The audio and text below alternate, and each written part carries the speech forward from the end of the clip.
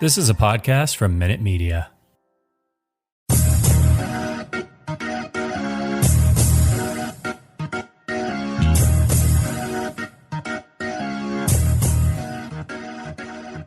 Hello, and welcome to the Over and Back Classic NBA podcast. I am Jason, and with me, as usual, is Rich. Hello, Rich. Hello, it's back. It is, baby. Yeah. Over and Back podcast. We're back. Basketball is back. The NBA is back. They came back because we came back, right? I think that's how it worked. I forget who came first. I forget if the NBA season started because of us or we. I don't know which it was, but it's a chicken or an egg thing. Yeah, right. We're both back. That's all you need to know. So exactly, yes. The 2022 NBA season. I don't really understand why people are making such a big deal about the NBA's 72nd anniversary. It seems weird to me, but yeah, they've been using diamonds, and I was always under the impression that diamonds were the 75th anniversary because like the logo is different, but it's like NBA 72 and it's a diamond. It's just very confusing messaging. So I'm not sure what it's doing here, but yeah, it's very, very strange how this NBA 72 is such a big deal when it's not even a round number. It's not even a number that anybody really cares about. Well, it is a round number, but it's not, right. I wasn't very good at math, Jason. So don't. That's correct. Why do you think I got into communications, Jason? Fair enough. Hey, because I thought 72 wasn't a round number. A nice, easy round number, I should say. Sure. But, Is it a prime number, hot shot, or what? Yeah. Oh man, that's stretching my math skills. Yeah. All right. And I'm a programmer, so that's tricky. So I used to be a journalist, so it's that's where I consider my math skills to be, and the journalist. Yes. So yeah, obviously we're kidding. NBA. We've discussed this on the show before. We'll be discussing it throughout the season because, the NBA decided to lie about its age. Decided it wanted to added be years older. Yeah, it added years. I mean, when you lie about your age, you're supposed to say, "No, I'm 70." Right? Like everyone's like, "Hey, are you guys 75?" Like, no, we're only 70. We're still young. They added 3 years. What are they doing? Yeah, exactly. Yeah, that's great. Well, you know what? I did some digging, Rich. You've gotten to the bottom of this, of why this is happening? I found out why the NBA is lying about its age. Investigative report, exclusive to Over and Back. I figured it out. Okay. So let's flash back. The year is 1966. Okay. The NBA, 16 years old, feisty teenager, looking to rebel. It's 60s, it's looking to, get far out and, go with it and do things. So, yeah, listening to the mamas and the papas and, they're experimenting, LSD? Yeah, why not? All right. What's the worst that could happen? So. Maybe not LSD quite yet. That was more early 70s. That's true. So, 16 years old, NBA venturing out, decides, hey, I want to go to the bars, man. I want to go drink. I want to get out there and I want to, razzle dazzle. Yeah, drink some Falstaff or whatever terrible beer you could drink at a bar in 1966. Absolutely. So, obviously, 16 years old, he can't get into a bar. So what does the NBA do? The NBA I see. Gets a fake ID. And it decides, well, I'm not going to be 2 years older than I am, 18. They're going to know. They're going to understand that. They're say, I'm going to be 3 years older. So 19 years old. Sneaks into the bar, gets in, has a great time. Guess who the NBA meets that very night? That night. So the night they sneak into the bar. Right. At 19 years old with their fake ID. Right. Yeah. I don't know. Yeah. He's a dapper young lawyer. Oh, it's David Stern, isn't it? David Stern, yes. Meets David Stern. What's David Stern's drink of choice, you think? Ooh, I think David Stern's a gin and tonic. I was going to say something like some gin or some sort of it's not, because he's not like a martini guy. He's not that classy, but he's classier than beer. He's not drinking beer. He's not a beer guy. He's not drinking beer. No, definitely not a beer guy. So, a dapper young lawyer, hotshot firm, it meets David Stern and begins starts with the NBA as an outside counsel. Then later in the 70s becomes general counsel, then becomes the league's vice president, finally locks it down, becomes the commissioner, locks it down. And for, 30 years, commissioner, develops a lifelong relationship. Now, obviously, when the NBA first met, David Stern said, yeah, I'm 19. It's all good. I'm not 16. And I mean, once you lie about that, once you set the initial lie, you can't say later, like, oh, by the way, I was fudging my age by 3 years. It can't do it. Has to embrace the lie. So that's why the NBA says it's 3 years older than it is. David Stern. There it is. Wow. Okay. So yeah. We've gotten to the bottom of it. Yeah. It's right. I've heard other theories, but I like your theory the best. Yeah. I've heard some some other ones. Okay, other theories. Dr. Curtis Harris has brought some to the light of just doctor. Because he's a doctor. Yeah, like he knows he knows history better than you do. Yeah, I know it's ridiculous. Weird. Yeah, but especially NBA history. By that. Yeah. Oh yeah. Come on. Yeah. But it's a very strange thing, and we're going to be annoying about it a little bit all year. I think we're probably still going to do some NBA 75 things. We should probably play along. A little bit. Yeah. And they're announcing their 75th team this week, and people are going to get really mad about it. So that'll be fun content. So we are going to embrace it in some way, but we are going to be a little annoying about it too. So we'll be a little bit. We'll be properly sassy about the whole affair. Yeah, I don't know. At an outrage meter, I'm like a 4, I guess. Maybe 4 to 5 on the outrage meter. I don't know where you are. It's too late now. You know what I mean? Like I think like last year it was like peak. Like what are you doing? Like that's not really. But they've already kind of set the. You can't have like their 50th celebration and then be like, oh yeah, our bad. Like it's actually like this. You know what I mean? Like you can't go back. You can't. Well, put it back, what would David Stern think? First of all, that was. You couldn't do that. I mean, you're locked in by 50. Certainly. I mean, you're locked in. You're locked in at 23. It's you have no choice. So it is a little strange, but obviously if there's ways to, if you want to dig in a little bit more of why that is or why the case is, a lot of, weird stuff of the NBL, the BAA, when they switch the names, all that sort of stuff, which leagues they count as quote unquote pro leagues, which leagues they count as, their history and their lineage. And it's very strange how they chose what they chose, but we have talked about it on the show before. And, we actually probably will talk about it seriously at some point. Yeah, we will definitely do like a, why are they, why is the NBA lying about its age?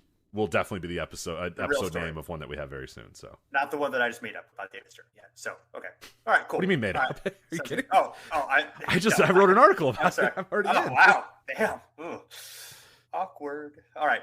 So yes. So the theme of the show is actually not about why the NBA is lying about its age. That's only the preamble. What we're going to talk about is major potential milestones of the 2022 season, how the 2022 NBA season will make history, perhaps. So what do we got, Rich? So we got a few different things here in terms of major milestones that are going to happen. So the key one that seems almost an inevitable lock to happen this year, barring injury, barring catastrophe, whatever, Steph Curry will become the NBA's all-time leading three-point shooter. He is only 141 threes away from matching Ray Allen's all-time three-pointers made record. Curry made 337 last year in just 63 games, and he's made over 141 in every single non-injury season he's played. So barring the, other than the year when he played 5 games, or other than the year he rolled his ankle and only played 14 or whatever games, he has gotten well over that mark every single year. So it is an inevitable lock here, I think, that Steph Curry, again, barring injury, barring catastrophe, is going to end at some point in the season, become the NBA's all-time three-point leader and continue to add into that. And who knows how easy it'll be for anybody to get there. But what do you think about that? Is that to you? Are you ready for Steph Curry to be the all-time leaders in 3 points? Because I kind of am. I'm fine with that, I think. Yeah. Oh, absolutely. Yeah. I mean, he is the person who, most personifies how the game has evolved in terms of the 3-point, in terms of, the volume that he shot, the effectiveness, how he basically took the three and made himself into one of the most dangerous, if not perhaps at his peak, the most dangerous offensive weapon in NBA history. Yeah. To do that and driving, a dynasty that, won 3 straight championships and made 5 finals in 5 years. And, we can talk about this a little bit more later, and, we'll see if they can run it back. And, if with all the guys healthy, if they have a chance to extend that, that's I think it's a long shot at this point, but I don't see it out of the realm of possibilities. Yeah, no, it'll be really fun if they come back and they're competitive. Right. But I'm fine with it too. Yeah. Like it being Ray Allen, I think kind of helps. It's not like this historic legendary player. Like that's nothing to take away anything from Ray Allen, but like we saw most of it. I mean, most people listening to this saw most of his career, so it's not like this. When you start breaking Kareem's records and you start breaking Wilt Chamberlain's records or Bill Russell's records, it's like, oh man. Like a part of NBA history is like dramatically changing forever, but like sure, Ray Allen's record, that's fine. You know what I mean? And it being, like you said, it being so clearly the best 3-point shooter of all time, a guy that completely revolutionized the 3-pointer and made it what it is. I think it's perfect for Steph Curry to get this record, and yeah. So I can't wait for him to do it. This is one that I'm definitely in favor of and excited to see it happen. But what is interesting about this as well, and then we'll move on to some other stuff here, is that James Harden is 5th all time right now as well, which again, like, it makes sense, like, because he's James Harden, but it's also like, oh man, he's already like there. He's already at that level. It says a lot about today's NBA, but it also says a lot about James Harden as well. He is just 6 threes away from passing Kyle Korver. I am not watching the Brooklyn Nets game, but there's a possibility he might do that tonight. So I think he's probably going to, at some point over the next week, pass Kyle Korver for 4th all time, and he's 116 away from Reggie for 3rd all time. So he had 121 last year when he played in only 44 games. So you'd have to go all the way back to 2012 to find a season where he did not at least get 114 threes. So he is going to end the year almost inevitably, again, barring injury or whatever. He is going to end the year, I think, 3rd all time in 3-pointers. So it'll be Steph Curry, Ray Allen, and James Harden when it's all said and done. So an interesting shakeup there in the all-time 3-pointers made list coming up this year. Does it surprise you at all that LeBron James is 13th all time in 3-pointers? That does. It absolutely does. Yeah. That I know that he's played forever.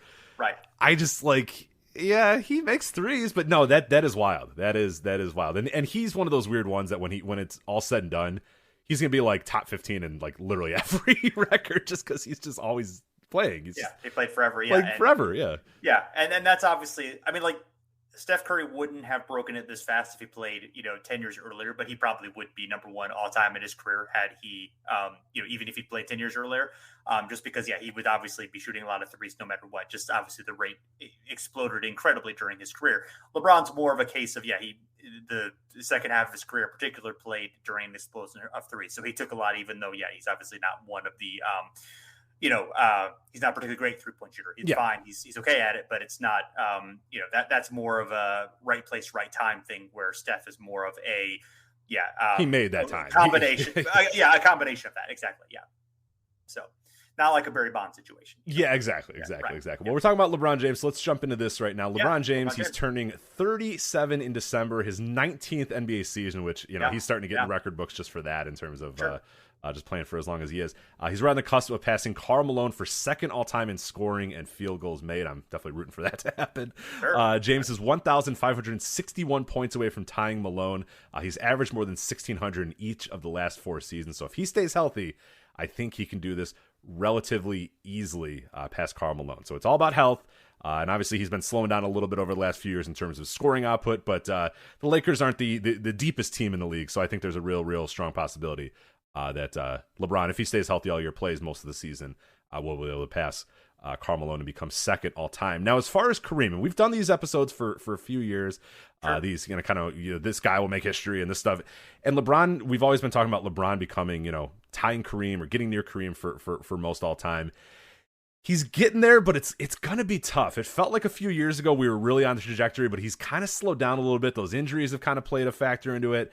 He's still 3,020 away from doing that. Yeah. Well, that's really, like, if he has 2 healthy-ish seasons of similar production, he's almost there, right? Yeah. It's we really have to, and like this year will be a key. Like if he's healthy all year and he's good all year, and it's like, okay.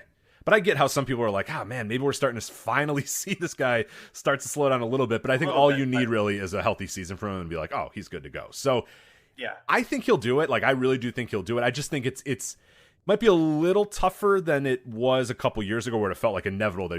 I mean, we were having that conversation when he, the final year in Cleveland. It's like, this guy, he can go play for another 10 years at this point. Like he's going to, but if his goal is to play with Bronny, his goal is to play at least 3 or 4 more years.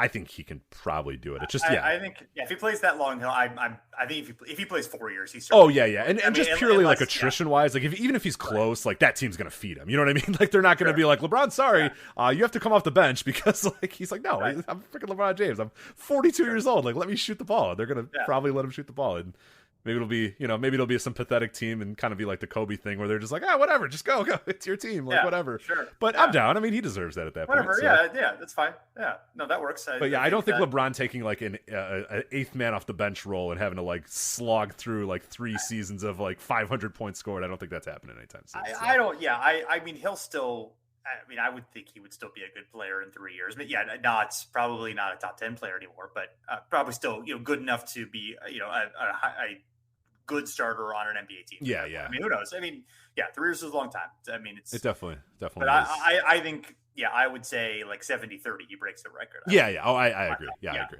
for sure. Yeah. Other potential LeBron milestones here real quick.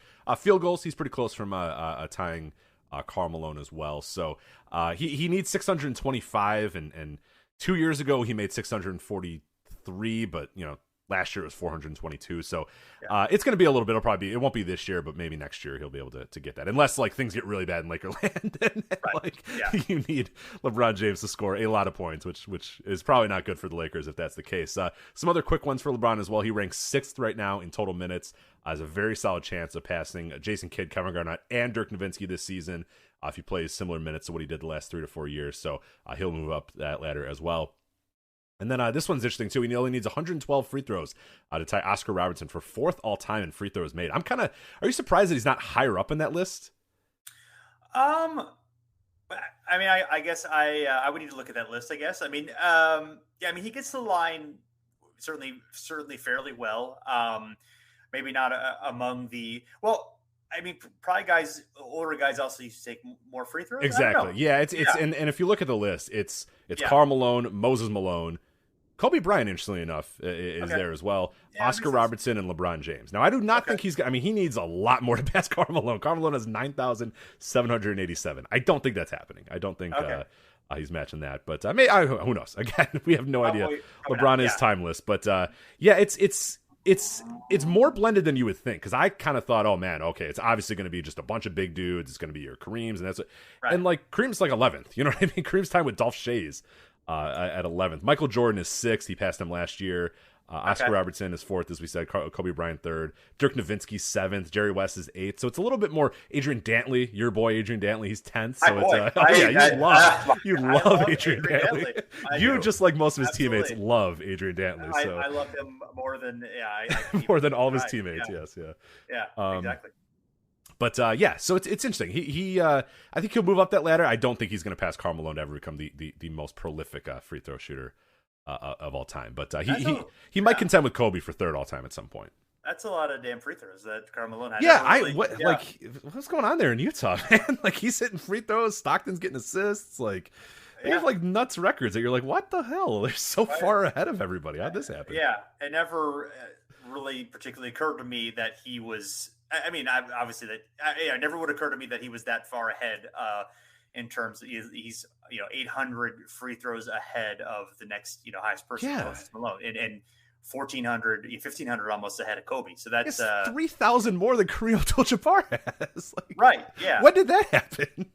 That's what wild. Games had to occur that Carmelo got 3,000 more free throws than that's pretty wild. Kareem. What? Yeah. Wow. Interesting. Did they just not count free throws in the 70s? Like, what are we doing here? They're like, oh, shoot. Yeah, we should have counted that. Well, we didn't. So, whatever. Sorry. Yeah. No, that's interesting. Yeah. Okay. Oh, fun.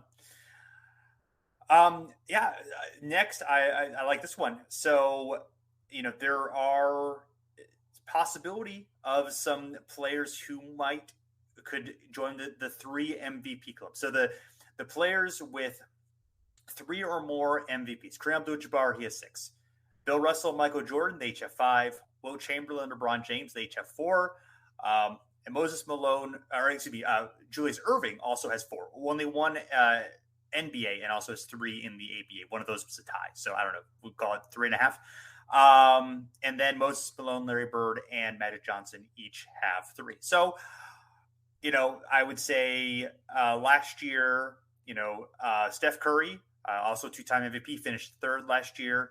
Giannis Antetokounmpo, obviously he finished 4th last year, but with how he played in the playoff, particularly in the finals, I think there might be some sentiment that he's actually the best player in the game. We shouldn't have voted him 4th last year, and could definitely see either one of those guys being a candidate to be a 3-time MVP. I don't think LeBron at this point anymore, unless he has an incredible season, is really a candidate to be an MVP anymore. He hasn't won one since 2013. So, he's generally been high in the voting, although obviously 2 of the last 3 years he's had pretty significant injuries, so hasn't played, full season. But I think even if you're the Lakers, you probably don't want him. Like, it would be a bad move. You know what I mean? Like, it would be like the fact that he would be playing that many minutes and scoring that. I mean, that would be a bad thing for the Lakers. Probably, they probably are hoping that it doesn't happen. But man, that'd be really cool if all of a sudden LeBron's just like, oh, and I'm good. I'm like incredible again. Like, I'm great. Yeah. But I'm with you. I do not think I would bet on LeBron winning an MVP ever again. So no. Yeah. So yeah, it'd be interesting. I don't know. Do you have any other one else? I mean, I think obviously Jokic, certainly you would be, maybe a candidate to repeat, although and Embiid obviously was fantastic last year. If the Sixers do better than people think they might do, I think that would. I don't know if Jokic really, unless he's just an incredible above everybody else season. It's given really how tough. I think Denver would have to just be, or either he would have to be incredible, or Denver would have to be incredible, or both for that. Yeah, and James Harden, I think he's going to struggle to do it because I think him and Durant are probably going to split votes. I've seen Durant as a popular favorite, and I'm I think that's a good possible. Yeah, but I always think it's going to be tough when you have James Harden there, and both those guys are going to be contenders. It just makes it more difficult instead of like a guy that's clearly the top guy on a very, very good team. I think they usually have a better chance of doing it. But who knows? There's always some weird surprises too. Maybe Luka, comes out of nowhere and does it. But but as far as like two-time guys, I can't think of too many guys off the top of my head. Agreed. Yeah. All right. And he's star of your favorite commercials, Chris Paul. Yes, he's got some milestones coming on. Yeah. Right before we got on the air here, I got very disappointed that they did not redo or make a new Chris Paul State Farm commercial this year, and it's still the ones or the one I saw was his kid dunking on the trampoline.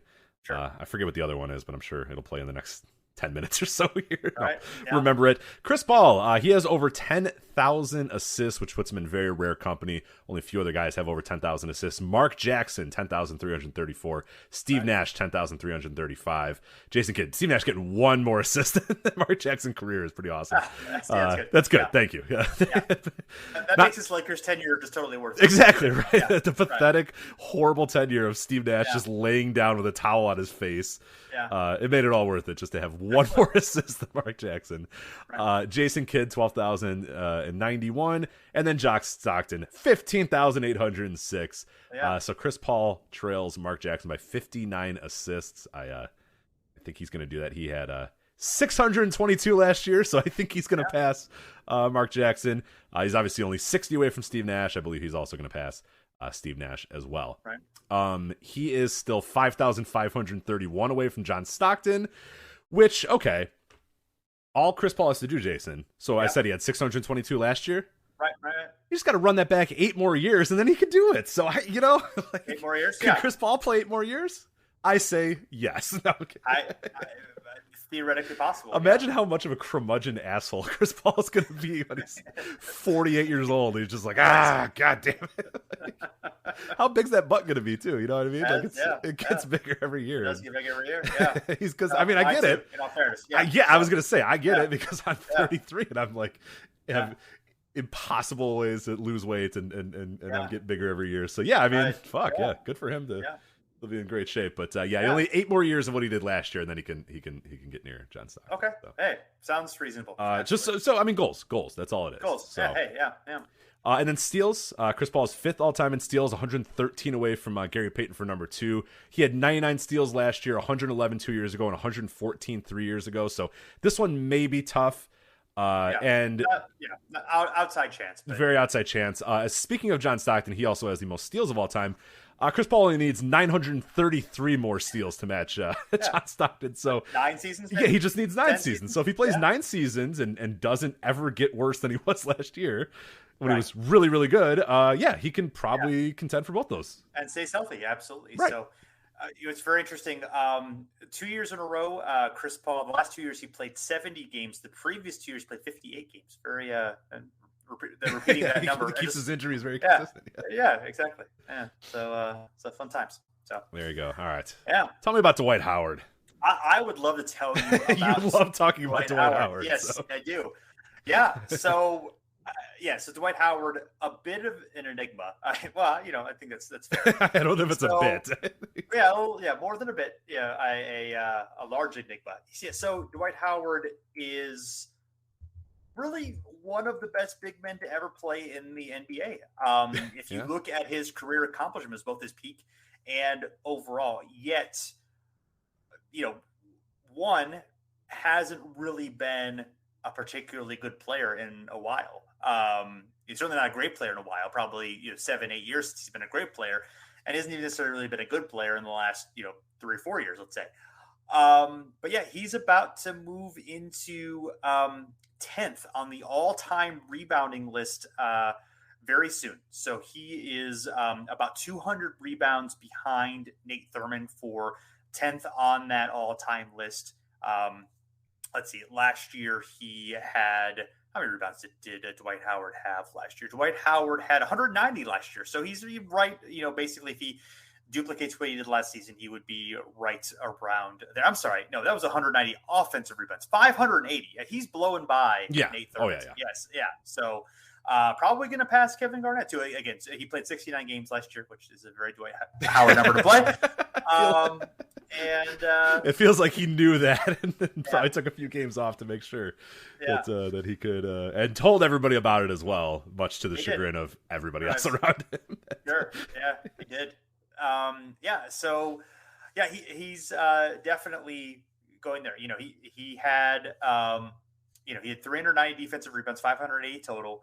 And he only played played about 1,200 minutes, so that seems like a reasonable role for him with the Lakers. Now the Lakers are a little bit maybe big heavier than they are. I mean, I don't know. It's like the Lakers have a lot of guys, but they're all old, so you feel like they're all going to play 65 games. They're all really really old. So right, so that'll be interesting. So he would and if he so he's getting close to guys like Robert Parrish, Carmelo, who is he's not destroying this record unlike the other records he has. He's 7th all time. So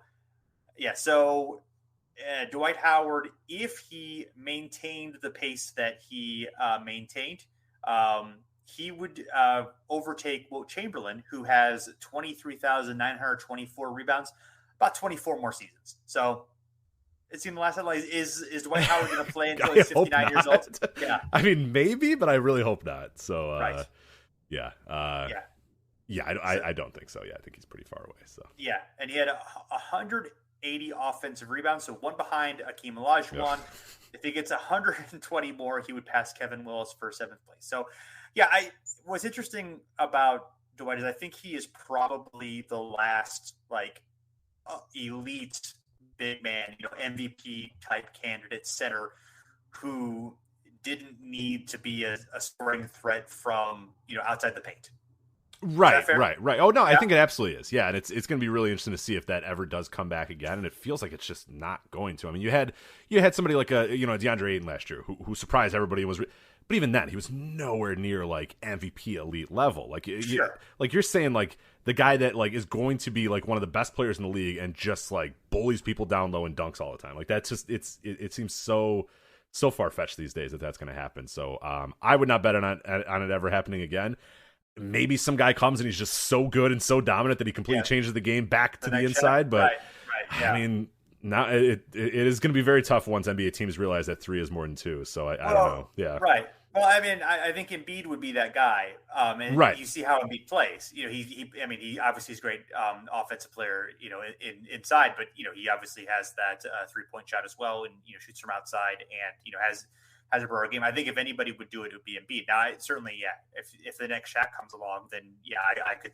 I guess somebody being more of an inside presence, but I think to be an effective, or at least to be a MVP level, center in the league, you have to be able to at least be a threat to score from. Right. And developmentally, I mean, it plays such a big role in how you come up. And I mean, pretty much every coach these days is probably going to see a big man and think, any smart coach, I think, would see a big man and figure out, okay, let's get you good at all facets of the game, or that guy is going to want to be good at all facets of the game because he's watching Kevin Durant, he's watching Trae Young, he's watching Steph Curry, he's not watching, Kevin Willis tapes and saying, yeah, there we go, that's what I need to be. So, it's you're right. You're definitely right, and it makes him sort of a very interesting, weird case at this point as he kind of plays out the strings of his career. Well, hey, this guy. Speaking of big men that don't really shoot or do anything else, Rudy Gobert. Can he become a 4-time Defensive Player of the Year? If so, he will join Dikembe Mutombo and Ben Wallace as the only 4-time winners. And I think that is a very strong possibility that he could do that. And anytime Rudy Gobert is in the league, I think he has a chance to become the Defensive Player of the Year. So that'll be an interesting thing to keep an eye on for him. So do you want me to do these other ones real quick, and then we'll do the holdouts here? That sounds good, yeah. Let's do that. So Kevin Durant, 25,000 points in his career. He has 23,883 points in his career, so he's right on the doorstep of 25,000. He's 31st all time, which is actually kind of interesting. I thought he'd be a little higher than that, and would need to pass Rick Barry, Reggie Miller at... I love how those guys tied. Just perfect attitude. Perfect dudes. Exactly. Like, two guys that I feel like would get along with each other, but get along with nobody else. Or maybe they'd hate each other, but nobody would like them either. 25,279 for Rick Barry and Reggie Miller. That's all he needs to do to get into the top 25. Kevin Durant will continue to add to this. I'm just a little surprised he's only 31st all time. I would have thought, given how prolific of a scorer he was, he would be higher at this point. But he will continue to add that list over the next 5 to 10 years. So now he missed. Obviously, he missed one full season, and he missed a lot of another season with injuries. That's part of it, I think. Is right? The Russell Westbrook MVP year. Yeah, that is true. Right. So or no, that was before that because he left for Westbrook. Oh, that's right. That's right. He played 27 games that year. Right after his MVP season, I think. So, I think that's part of it. But I was a little bit surprised he's higher. But I mean, it's not going to take that many more points. I mean, last season he only played 35 games. He had about 1,000 points. So, let's say he plays around 70 games. Would double that to about 2,000 points. I mean, that's assuming pretty good health, but then he would be he'd be jumping up that list pretty well. I mean, he'd be in the top. He'd be close to the top 20 at that point. Yeah, he's going to keep chipping away little by little, and definally work his way. There's a lot of guys who are very crowded on that list. So I mean, I think he's going to get to.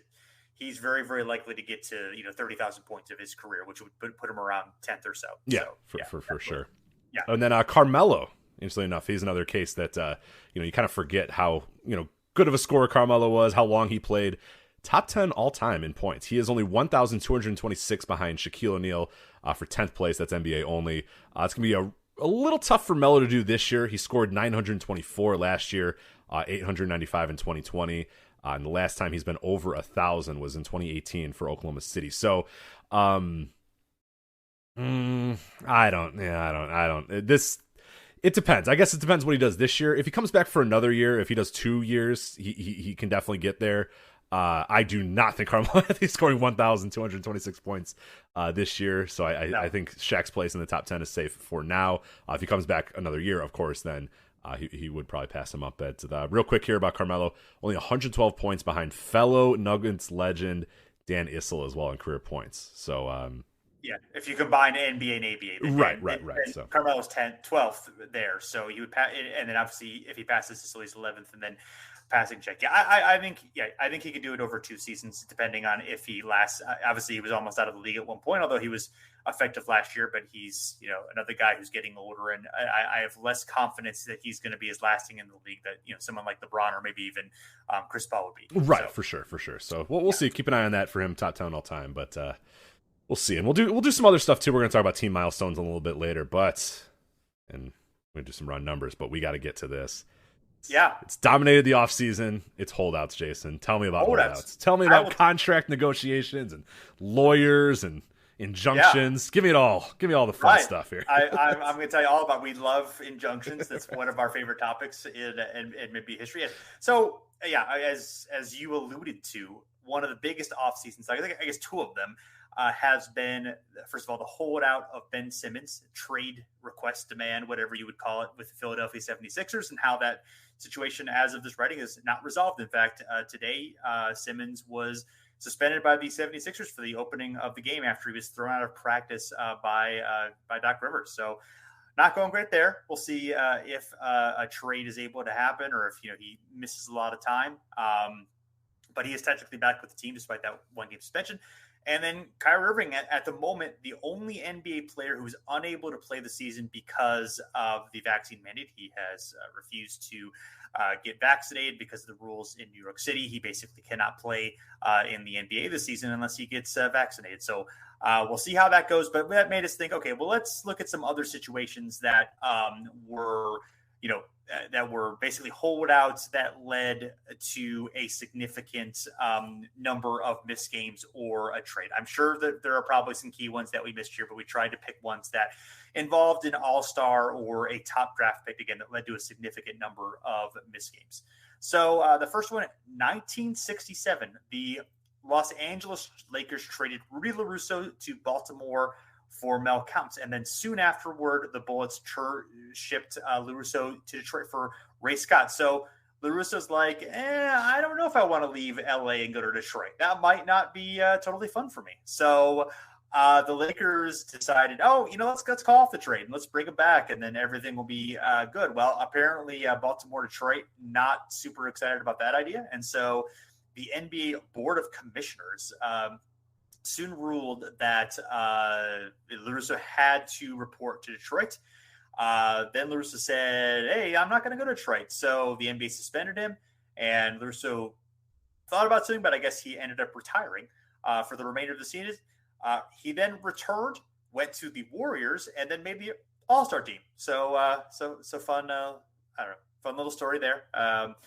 So some other key ones, 1971, Earl Monroe holding out from the Bullets after they had just made the finals, and then was traded from the Bullets to the Knicks, of course. So he would also have a brief holdout later on toward the end of his career with the Knicks, but only a couple of missed games there. Archie Clark with the Bullets.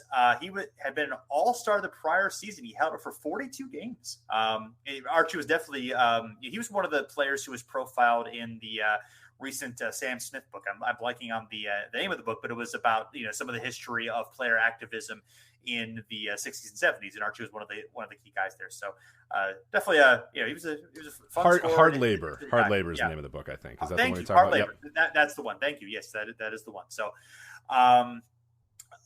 so the Bulls were fans of this. Imagine the Bulls having an acrimonious relationship with their players, which is unbelievable because it's like a whole different management. But the next 3 names you're going to say are all Bulls. What the hell? Yeah, all good Bulls too. Right, 1975. Bob Love and Norm Van Leer, missed basically the first 2 months of the season with holdouts. This was actually the year they made the Western Conference Finals with the Warriors after trading for Nate Thurmond, playing the Warriors, who would go into the finals without Nate Thurmond. So the didn't really affect the team super much because they obviously were really good. I think they went further in the playoffs than they had in the previous seasons. Then 76, Chet Walker held out, ended up losing an antitrust suit and retired, even though he was in his mid 30s, but he had been still one of the more effective forwards in the league at that point. Absolutely putting up great numbers. So he ended up retiring and had like a lot of these Bulls didn't have a great relationship with the league afterwards. So really famous one, of course, 1977, the first merger season. Julius Erving has a holdout with the Nets and ends up getting traded to the 76ers for a lot of cash. Brian Taylor in 1978 season with Denver. He actually left the team during the season. There was a dispute. He claimed the Nuggets had offered him a loan, and they apparently did not give him the loan that they offered. And he ended up winning an arbitration case, became a free agent, and signed with the new Clippers in the 1979 season, where he would lead the league in three-pointers. So a little fun Brian Taylor fact there. A few in the early 80s, 1981. We talked about this one a couple shows ago, so I won't dig into it too much, but Gus Williams ended up holding out for the whole season with the Sonics. This was right after they had traded Dennis Johnson and just coming off a couple years after their championship year. Same season, Kiki Vandeweghe, who was he was the top pick for the Mavericks, the expansion Mavericks, ended up forcing a trade to Denver after a 30-game holdout. The next season, Marcus Johnson he had a big contract dispute with the Milwaukee Bucks. And there's a fun story here from November of 1981 where his agent said, okay, if the NBA is not going to have me, they're not going to have my client. He is going to pursue an acting and a modeling career. His agent said, these are very serious offers. The opportunities are there, and Marcus is interested in acting and modeling.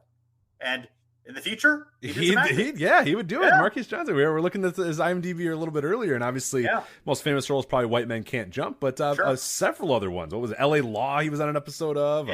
Unfortunately, a lot of other basketball movies. They said, "Hey, Marcus, your favorite movie, Forget Paris." Forget Paris, a movie that I have referenced on the show before. So what was the Mark Wahlberg flick he was in recently? It was The Gambler. Yeah, there you go. Never saw it. Never gonna see it, but hey, good for him.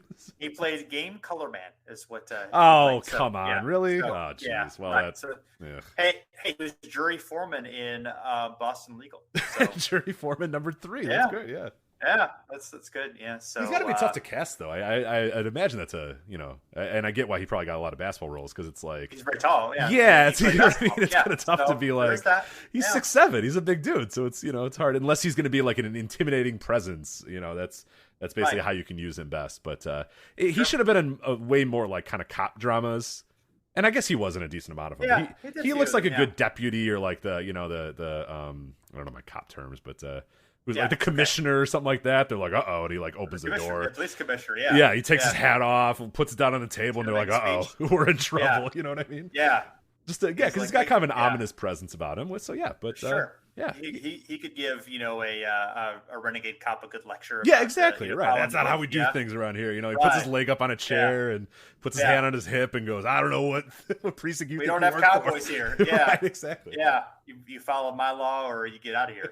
Something like that. I want your badge and your gun. Yeah, exactly. Effective. Yeah, exactly. So maybe we should just do that. I'll start working on the pilot so we can. Are we gonna do a cop drama? I mean, I don't want to, but I mean, cop drama. Yeah, no, I think we need to rethink that. Okay, fine. That's fine. Well, I mean, I think there's a gem of an idea here, but we'll talk about it offline. We'll figure it out. Oh yeah, we don't want to give up the goods. No, we do not want to give up the good stuff. Anyway, so they called his bluff. Not here, but he ended up. Yeah, I think what would he start getting acting late 80s or so when he actually retired? But hey, he wasn't wrong. Right. And he ended up getting his money too, and of course he got traded. Best of both worlds, because they were kind of like, we don't actually want to pay you this much. We want to get younger, so it worked out okay. So next, same season, Paul Westfall. So I had forgotten about this. So Paul Westfall, of course, traded for Dennis Johnson, goes to the Sonics. Has an injury plagued season. He's older. So he was making about $700,000, and then he was a free agent.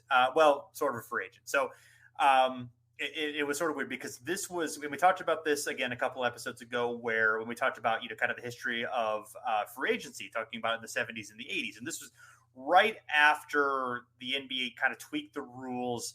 It was still restricted, and it gave teams. It was the right of first refusal, so it gave teams even more power. So Seattle had offered, Westfall $200,000. He's making $700,000 before. Now, he'd been hurt and it was older, but basically didn't get an offer from another NBA team. So it was unclear at that point whether Seattle actually had his rights or whether another team could go in. It was like they'd never really been challenged before. So ended up getting resolved. He ended up signing with the Knicks. It did okay there. I mean, obviously it was a role player there, but they had a couple of good seasons with him. So didn't really didn't add up too much. But that was sort of an interesting story. Yeah, I didn't remember that one at all. So it's a good pull. Yeah. A few more. 1985, Joe Barry Carroll played for Italy for a year instead of disappointing with the Golden State Warriors. Josh Childress did something similar, playing in Greece. Later on, of course, in the 2000s, playing in Greece for 2 seasons before returning to the NBA. Joe Barry Carroll would come back to the Warriors after that season, and actually would be an All-Star for a season, so he did okay. Ricky Pierce with Bucks, again with the Bucks being a little cheap. He missed 45 games at a holdout with 45 games, which was the year after he won his first of 2 Sixth Man of the Year awards. Danny Ferry, we talked about him. Also recently held out with the didn't want to play with the Clippers. Can't blame him there for sure. Ended up playing in Europe for a year and then ended up getting traded to the Cavaliers. 1992, Rod Strickland, 2-month contract holdout with the Spurs. He'd already had a little bit of controversy in the league with other situations, so definitely was not that fan base was the Spurs not necessarily known for at that point for like being the most patient fan base. So got some boos when he returned to the game. Ungrateful. How dare he try to actually make a decent amount of money? How dare he? Yeah. How dare he hold out? Yeah. Lovely San Antonio. Just take whatever the lovely town of San Antonio gives you. All right. So. Absolutely. Yeah. Hey. Yeah. Respect the Spurs. 1993. Jim Jackson only played 28 games in his rookie season for the historically horrible Dallas Mavericks that season. We've talked about them a few times. And then, the most recent example that I can really think of significance was Anderson Varejao and Sasha Pavlovic, the follow-up season after the Cavs made the NBA Finals. And obviously, Varejao and especially Sasha were really, key cogs in that team. They both ended up signing later on, early on in the season. Varejao held up the longest. He ended up signing a offer sheet with the Bobcats that was finally matched, and then and obviously had a good career with the Cavaliers. Absolutely, yeah. And there's some other obviously holdouts of like guys with Dwight Howard and Glenn Robinson are ones that some people brought up when we asked for this, but they technically didn't miss a ton of time during the season. They were rookie holdouts, right. Yeah. But these are like significant holdouts here. Exactly. Big chunks of time. So yeah, those are the most recent ones there. So yeah, we'll see how long this Ben Simmons that saga doesn't seem like it's ending anytime soon, and the Kyrie saga doesn't seem like it's ending anytime soon. So we'll see. These could be another.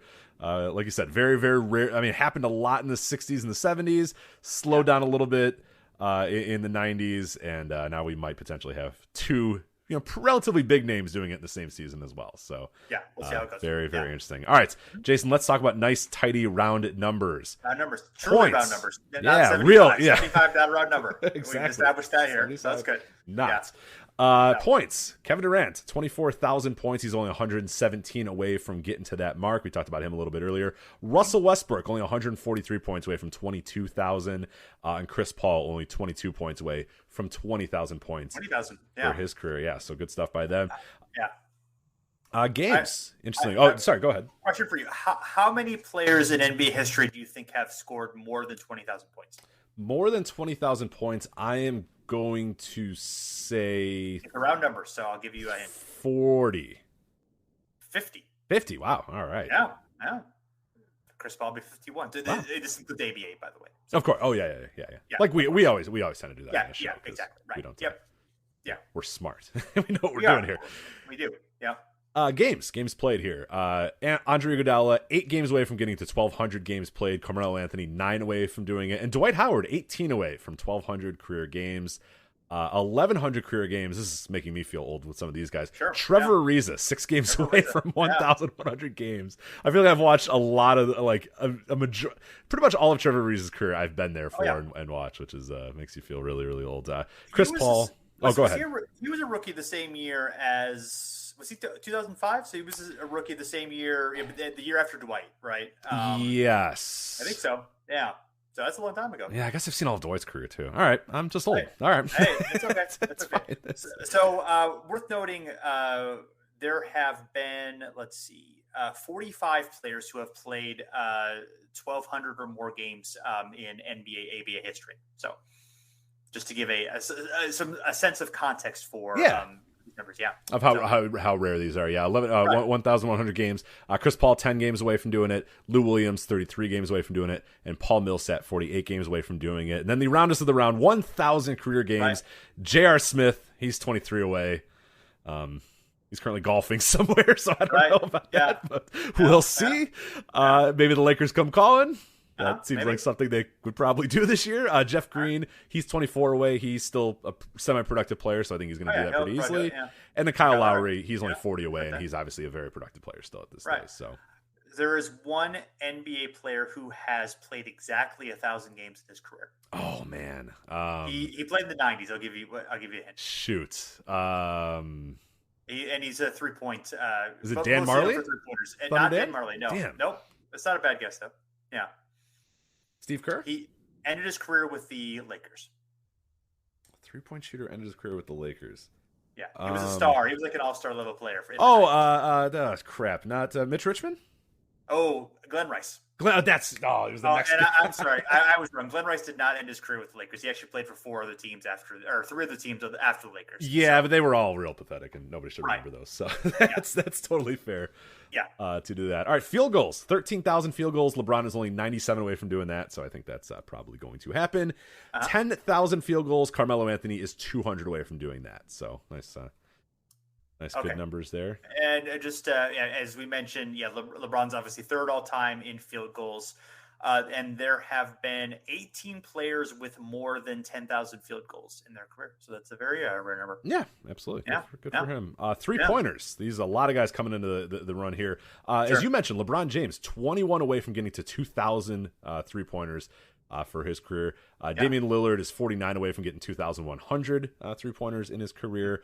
1,500, Chris Paul, 19 away from that. Danny Green, 42 away from that. 18,000, you have Klay Thompson, he's 2 away. Paul George, 39 away. 1,700, Kevin Durant's only 45 away from that. Then 1,600, Trevor Ariza, again, 15 away from it. Kemba Walker, he's only 10 away. And Carmelo Anthony, only 18 away from getting to 1,600. So I think a lot of these men are going to get their nice round milestones here. Free throws real quick. 8,000 free throws all time. LeBron is 418 away from that. James Harden is 426 away from 7,000 free throws. Kevin Durant is 48 away from 6,000. And DeMar DeRozan, 327 away from getting 5,000 free throws in his career as well. So it's a nice, interesting one here. 10,000 total rebounds in their career.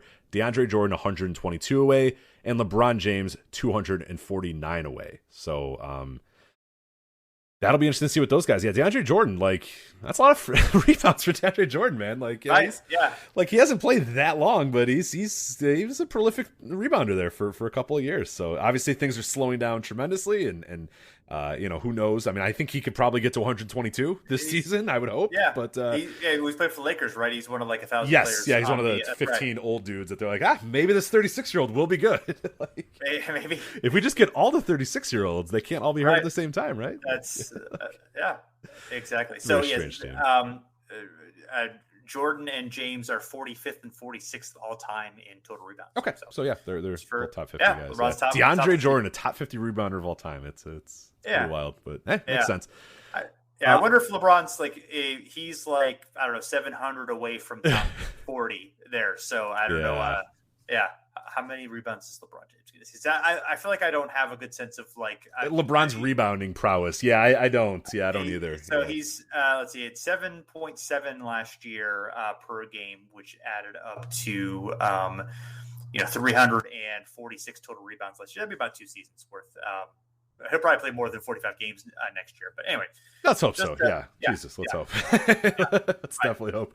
That. So I'm going to kind of go along quickly now so we can get through these and get to our other stuff here. 10,000 assists, LeBron James, 304 away from doing that. Steals, LeBron James also, he's 37 away from getting 2,100. Rajon Rondo, 12 away from getting 1,500 steals. Thaddeus Young, we're talking Thaddeus Young here, 19 steals away from getting 1,500 steals in his career as well. So good for Thaddeus Young. And then lastly, 1,000 blocks. Andre Drummond, 13 away from getting 1,000 blocks.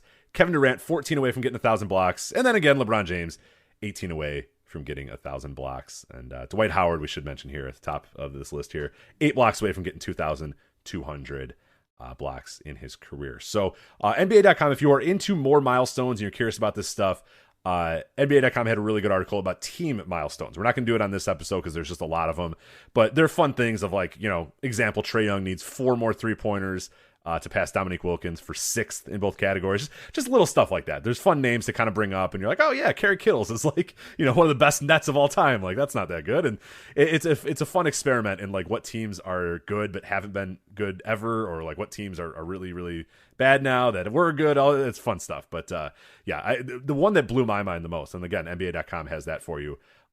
Duncan Robinson, Jason, from the Miami Heat. Right. He is 6th and 7th in Miami history in career 3-pointers. I think he's played there because 6th in 3-pointers and 7th in attempts. Yeah. Yes, right.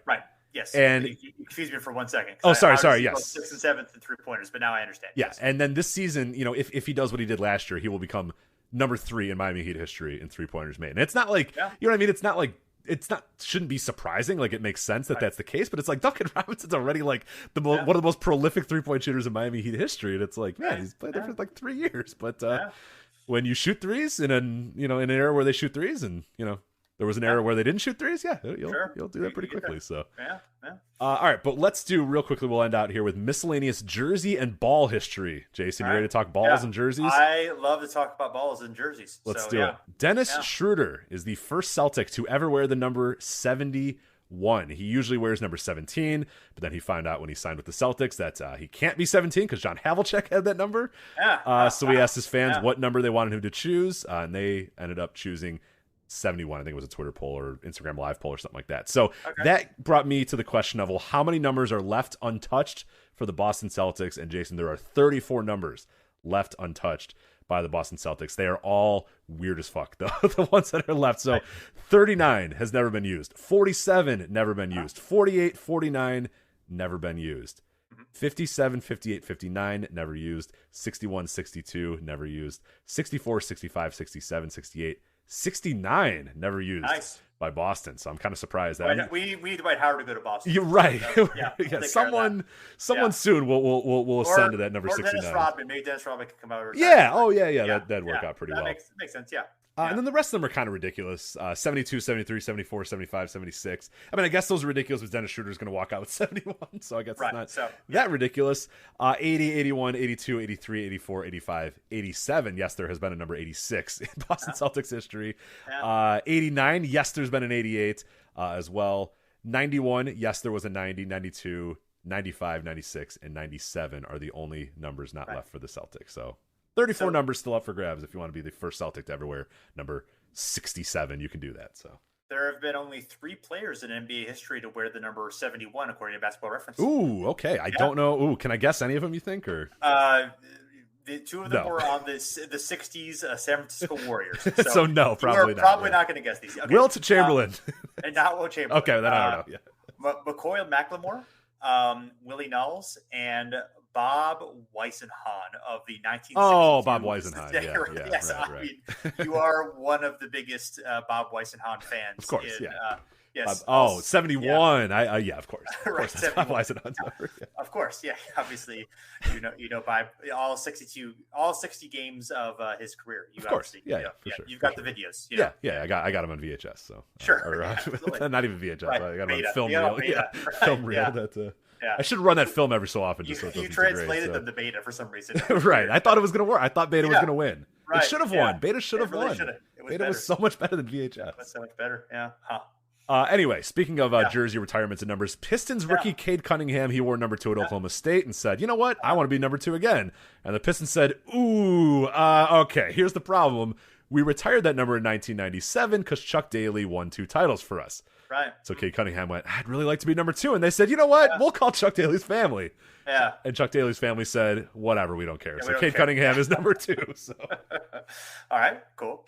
So there we go. I don't know that they didn't actually. I shouldn't quote them as saying we don't care. Right. Maybe they said we do care, and the Pistons said here's a truck of money, and they said you know what, we don't care that much anymore. So, okay. Maybe. I don't know how the transaction went, but Cade Cunningham will wear number 2, even though it is retired for Chuck Daly, but now it's unretired. Right.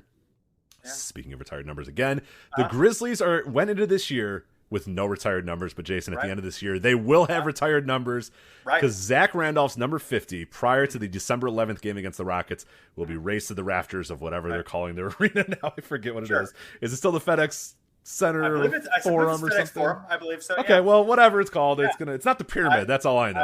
I drove by it recently. I drove by the pyramid as well. So. The pyramid. Yeah, the pyramid's like a Cabela's now, isn't it, or a Bass Pro Shop or something like that? Yes, Bass Pro Shop, I believe. Yeah. So yeah. I went to the Sun Records Museum in Memphis. It's excellent. I've heard good things. I got to get to Memphis. I've never been there, and I need to get there. So I only drove through. I didn't get to spend much time there, but I would love to go back. So maybe we can go together. We'll go. Yeah, let's do that. We'll go to Bass Pro Shop and then catch a Grizzlies game. Absolutely, yeah. Well, if we go January 8th, we'll see Tony Allen's number 9 be raised to the rafters as well. I would suggest that maybe with Tony Allen's recent indictment, they may postpone that retirement. Yes, that one is a TBD on the old Tony Allen raising to the rafters. So we'll see about that one. Well, I would not get those January maybe don't buy the hotel room just yet. So right. I would suggest that. Yeah. Rookie power forward for the Grizzlies. Speaking of the Grizzlies, Romeo Weems is going to be wearing 00 for the Grizzlies, but interesting, they already have a 0. DeAnthony Melton already wears 0, so a single 0. Instead of Romeo Weems saying, then I'll just be 72, he decided, no, I want to be 00. And DeAnthony Melton says, no, I want to be 0. So we're going to have a team of a 0 and a 00. So we went to uniwatch.com. This has been done before, probably more than you think it's been done before. Yeah, kind of, yeah. So 1990 and 1991 for this the Los Angeles Clippers, Olden Polynice was 0, and Benoit Benjamin was 00. Yeah. Then both those men were traded to the Supersonics. Wow. And they decided, I'm going to be 0 and I'm going to be 00. So Olden Polynice and Benoit Benjamin for the Supersonics in that same year. 1992, the Detroit Pistons, Orlando Woolridge was his famous number 0. Sure. William Bedford was 00. William Bedford. Yeah. Yep. My favorite Bedford. Absolutely. 2000 season, Cleveland Cavaliers. Laurie Kettner was 0. And Benoit Benjamin still in the league. If you put a gun to my head and said, did Benoit Benjamin play for the 2000 Cleveland Cavaliers, I would say absolutely not, and I would be dead. 3 games. I would be dead if you said, all right. Yeah. Yes. If you get this right, I won't kill you, and I would say, there's no way. No way. There's no way. I'm surviving. I'm living. I'm good. And then they would say, unfortunately, no. Benoit Benjamin played for the 2000 Cavaliers. He was bad by like 1993. How did he hang along that long? So good for him. He was big, man. You could just give Shaq 5 fouls and you'd be get paid. Get paid, baby. All right. 2013. It took a little while for it to happen again. 76ers. Jeremy Pargo was number 0. Spencer Hawes was 00. And then the Sixers decided they were going to be bad on purpose, and then it happened again. 2014. Darius Johnson Odom was 0. Spencer Hawes kept his 00. So you had it again. That same year, 2014, Aaron Brooks to the Denver Nuggets. He is 0. Daryl Arthur, 00. Daryl Arthur, right? Then, believe it or not, it would happen 2016, 2017, and 2018. Because Emmanuel Mudiay came to town as a 0, and Daryl Arthur was like, no, I'm still going to be 00, man. So they did it again. Then, Jason, 4 different teams in 2017. Did you know? Like, I thought this was something new and interesting, and it's really not making history at all, but it's a fun little exercise here. Yeah, we go for it, we've committed to the bit. We might as well finish it. Absolutely, we have. This is Gary Payton, but I believe it's Gary Payton the second. I got confused there for a second, being like, well, hold on a minute. Now I'm definitely dying if you told me it's Gary Payton, a 2017 Milwaukee Buck. I'm like, no way, get out of here. But anyway. Gary Payton Jr., or the second, and Spencer Hawes were both there. Cavaliers, Kevin Love 0, Chris Anderson 00, Briante Weber for the Hornets, Spencer Hawes again. Everywhere Spencer Hawes goes, he adds into this mix here. And then this is an interesting wrinkle here. So Aaron Brooks joins the Indiana Pacers in 2017. CJ Miles is 0. Aaron Brooks has been 0 before. Ooh, okay. But he decides, I'll just be 00. So he's 00 this year. Right. So that's incredible. How many guys have done the both? I don't know. That's a fun trivia question there. Who's been 0 and 00? All right. And then 2018, real quickly here, the Knicks, Troy Williams and his Cantor, Magic, Jamel Artis, Aaron Gordon, and the 76ers, Jared Bayless and Jacob Polan were all there. And then 2019, the Heat, Josh Richardson, Yante Matin, I believe is how you pronounce his name, but I do not know anything about Yante Matin. Knicks, Kadeem Allen and Enes Kanter, and then the Trailblazers, Enes Kanter going over to the team, Damian Lillard and Enes Kanter. So you got that. And then, Jason, you said you wanted to talk about balls, and we are going to talk about balls because we got a big ball discussion here, a big ball change in the NBA. For the first several decades, the NBA's game ball was made by Wilson. Then in 1983, in kind of a stunning turnaround here, it goes to Spalding. They take over the ball contract for the NBA, and they've had that since 1983. This season, it's going back to Wilson, baby. Wilson. Yep. Yeah. Evolutions going onto the court. So that's my preferred basketball is the Wilson evolution. So that's curious, fun how that's happening. So we'll see. We'll see if it's I wonder if it'll be a big controversy. Like, remember the rubber ball year where the NBA was like, here's the new balls. They're good. And everyone's like, these balls suck. And they're like, no, they're fine. And then like halfway through the year, they're like, those balls suck. Sorry guys, we're gonna get you new balls. So yeah, that was a very interesting page. So far, watching the little bit of the first game, it looks like it's okay. Guys are shooting okay. Ball shots are being made in this game, so I think it'll be okay. So we'll see. But big switch here. 1983. Spalding had done it all the way until 2021. So Nice. So I'm looking at the list of both zeros and double zeros. So far, I found Mike Bibby. Okay. Mike Bibby did it in 2011. He was with the Wizards and with the Heat.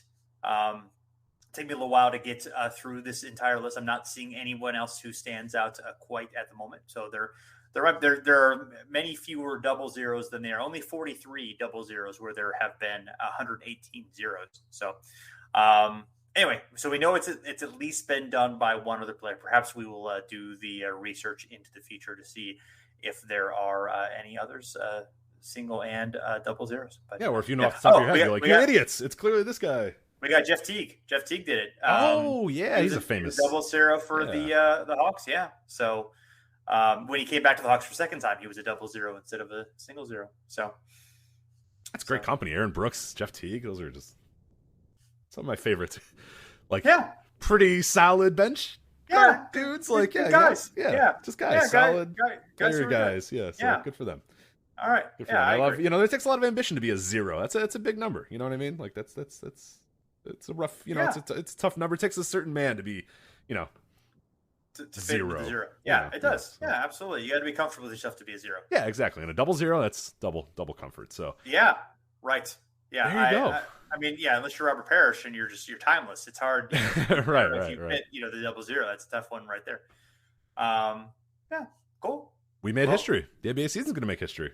All right, it is going to make history. Yeah. So we'll see how it goes. I'm sure we will be back probably once the NBA announces its official 75 list. I'm sure we will have some thoughts on that. We'll have some thoughts on how the NBA chooses to honor its history during the season, and enjoy the whatever interesting milestones or happenings go on. We'll be getting a historical perspective on that. Plus, whatever we decide we want to get into. Sometimes we're a little bit we just go off on tangents here, but I think it makes it fun. Absolutely, I enjoy it. So thank you for doing this, and let's go watch some basketball, man. All right, absolutely. So thanks everyone for checking us out. You can find us at the Step Back at fansided.com. You can find us wherever podcasts are played. Please leave a rating and review. And you can find us on Twitter and Facebook, both of them at Over and Back NBA. So thanks for listening, and we're back again soon.